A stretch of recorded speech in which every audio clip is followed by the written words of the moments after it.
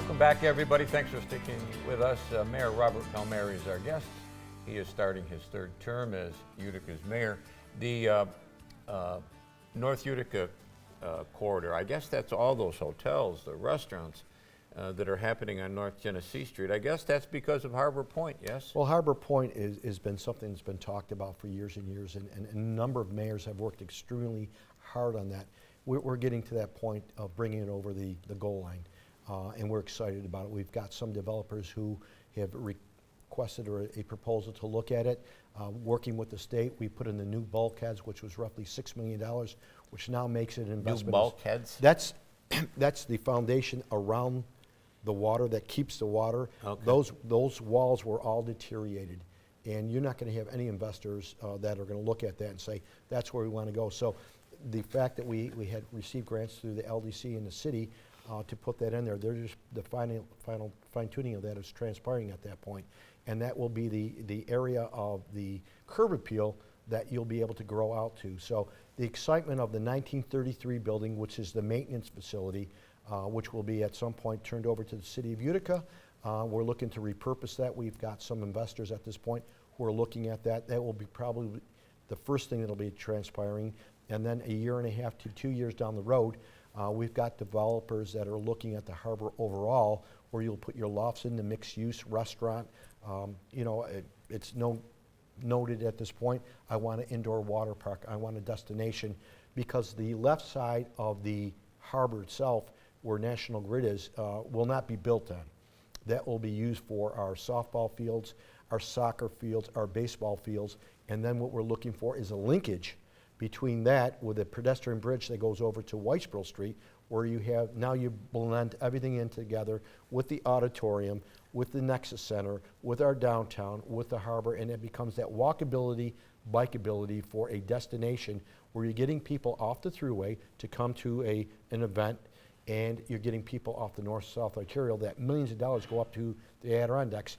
We are now going to give you a reason to stay and visit into one of our great hotels, to a water park, to a tournament at the Nexus Center, to a game, to the great eateries we have in the city of Utica.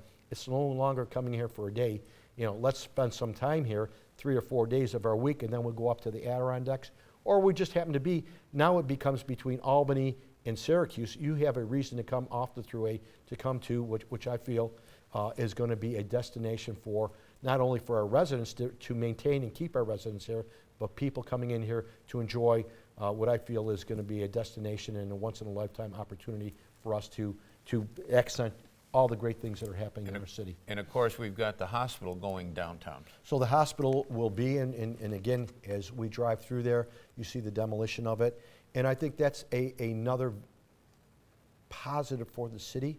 You need a state-of-the-art hospital. You need to maintain, if the younger people want to come in here, you have to have the state-of-the-art. So that's the foundation for a strong medical facility in our downtown area to attract the young doctors and the professionals that are coming into a corridor that, again, all these pieces. It's like putting a puzzle together. You're putting all these pieces together. When you're done with it, then you have the Mona Lisa, and that's going to be our city. Mm-hmm. The series that Frank Tomeno did on Utica mayors. He's such a gifted man. Isn't he? Yeah. It just to talk to him, to read the history and the passion that he has. You do the same thing, and I am amazed. And I read those articles, and I've learned a lot from those articles.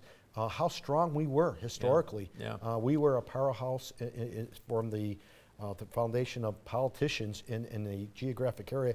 Utica was very strong many years ago. The series that he did on mayors, was there anything that jumped out at you in that mayoral series that he just concluded?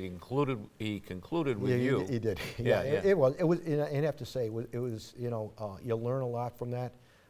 You see where everyone kind of had some problems. Was it snow plowing? Yeah. Was it infrastructure? Some of the same problems we have at this point. And what I've learned at this point is the dialogue and cooperation.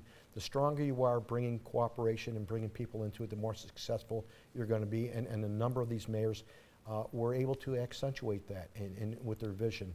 And as I look forward to this, you learn from the past. you understand the present and you plan from the future. I think that segment was a good segue to what I just articulated about, is the fact that I think the city has been a remarkable city. We went into the little lull as the Rust Belt did. I think we have rebounded, and I think we see, once again, the city is going to be a shining star in upstate New York, and it's going to be the heart of New York. Is there a particular project in the new year that you've got yourself focused on? It really is the harbor. It's that whole corridor, because we're right there. We've got developers that are interested into it. It's working with the Canal Corp. It's working with New York Power Authority. It's working with the county. It's working with the state. It's just making sure we get these all put together. As I told my staff, we're going to squeeze 8 years into 4. When I leave office, I want to make sure that all these things are taken care of. That the hospital, that the downtown, that we see availabilities in the west side, and we see great things happening there. East side, I want the city to shine, so the next mayor that comes into here doesn't have to go through what I went through, and it will be continuation. This train has left the tracks, it's moving, and we want to continue with that. And I go back to all these great things that are happening. We haven't seen this much. We're getting notarized by the state. The $10 million coming into this region. And again, let's talk about the region. It's Utica at this point. It's a greater Utica area, but it is this region. There are great things that are happening throughout.